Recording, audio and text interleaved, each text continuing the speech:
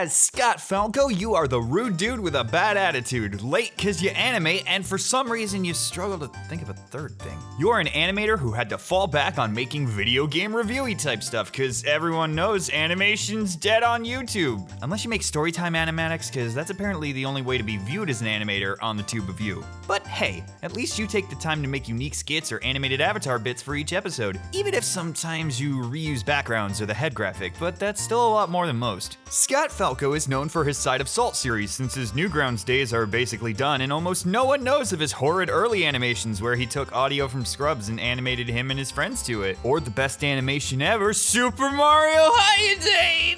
Oh god. The animation that was your first taste of popularity, so you acted like a total dick to your fans until internet celery EgoRaptor called you out and set you on the path of not sucking ass. Which is possibly why you look up to him to this day. Cause without him, you might be even more unbearable than people already find you. You grabbed your popularity by banking off the flavor of the month known as Overwatch. After doing video after video on it, you started to lose favor for it. Not to mention the game kinda became a casualized shit show and you prefer a little more skill outside of who pressed Q better. So you wound up cutting ties from it while still tossing insults towards it periodically. But now, because of it, you're terrified to even talk about Overwatch cause you get those trench flashbacks to people harassing you nonstop over their favorite character salts, and then getting mad at you when you give it to them but don't perform that fabulous fellatio on said champion. It's the same kind of worry that keeps you from doing Smash Fighters with a side of salt, even though it'd be fun as fuck and you got some cool dialogue for Mega Man, but you know as soon as you start something like that, every video and every stream will be filled with this one, do this fighter with a side of salt, and this really shouldn't be a bother to you and it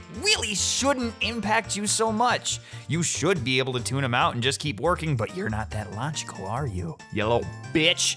2018 was an odd year for you. A lot of milestones were hit. You went from roughly 300,000 to 500,000, which is a pretty good achievement considering your departure from the game that bought you your initial fame. You visited LA a few times and attended some bigger cons, which was a nice departure from your usual stay-at-home self. But as you neared the end of the year, it became pretty apparent that things are already starting to stagnate despite the branching out. You get more views than most, but you can't seem to retain and bring in new subs. Possibly because you don't have a fandom to fall back on, or maybe because the recent videos haven't been as controversial as the old ones, with the most discussed one now being your Smash mains since obviously people are gonna argue about your generalized and basically horoscope descriptions. The Side of Salt series is a blessing and a curse. It allowed you to make a living off of playing games and animating, your two favorite things. But unfortunately, it put a spotlight on you, which sure you might be thinking, well, ain't that swell? Which yeah, it might be for a more put together person, but for the anxiety-ridden, socially inept husk of a human that is in fact ScottFalco, it can be a little rough. Your humor is a desired taste. It's blunt, borderline offensive, and pretty rude at points. It's the kind of humor that when palling around with pallies that are palled with on multiple pal-filled days, it won't raise any eyebrows since they know how to take any ill-fitting jokes. With a side of salt. Because both you and them know they don't really reflect your views or played up for a humorous result. But to the outside eye, to someone who hasn't put up with you for more than the 5 minutes of your video runtime, it just seems like you're being an ass. You ass? Being the asshat of an ass you are, it took you almost a whole year to realize, when I say things online, not everyone knows it's a joke. Go figure. So, too little too late, you've started to shift your series to be more genuine and less obnoxious and rude for the sake of being rude and obnoxious. A lot of people got the impression that you are this acidy bitch of a dickbag from your videos and you tell yourself it's not the real you, that you and your videos are better. But it's kinda tricky to even convince yourself of that one. Denial is a crazy thing, as you'll joke that haters and drama people can't say anything that'll upset you more than you upset yourself, but you'll still work yourself into a borderline anxiety attack over a stupid comment that you know was written by either a kid or someone just trying to egg you on. Plus, you'll constantly look into stuff that you know will upset you under the guise that maybe you'll see the opposite and feel better about the subject. Like, come on, man. If you shank yourself with a knife, you can't do it again thinking maybe this time it'll heal the wound. Because you have low self-esteem, you thought that it was impossible to have an ego, but the ego stems from the fact that you think you're above certain things, or that you'll for some reason be exempt from the rules. Like in the case of YouTube, you refuse to outright play the game and create content that can be uploaded daily for a lengthy amount, all while holding contempt for the children that scream nothing but memes despite them being the main viewership for your channel. Thinking that for some reason taking the time to make animations for everything will be rewarded on a platform that's proven time and time again, it doesn't give the slightest iota of a shit for its users unless they have already surpassed millions upon millions of viewers. And as soon as you aren't making as much money as they could get by screwing you over, you're donezo. The animation really doesn't have a place on YouTube and until you can afford to pay others to animate for you, so you can still upload on the regular instead of once a week and days after the game you're making a video on has come out. You don't lead that interesting of a life to do storytime animations, and you aren't creative or socially adept enough to make up stories that others can relate to. Perhaps the contempt for memes and such stuff comes from the fear you have that the further you are from what's in, the less likely it is that you'll be able to keep creating for a living. And you need that. You're an anxious and depressed mess most of the time, so the regular jobs you had never ended well as irate customers, coworkers, or even stressful foreign conditions proved too much for you. Creating videos you know, and so it's safe, and so you rely on it.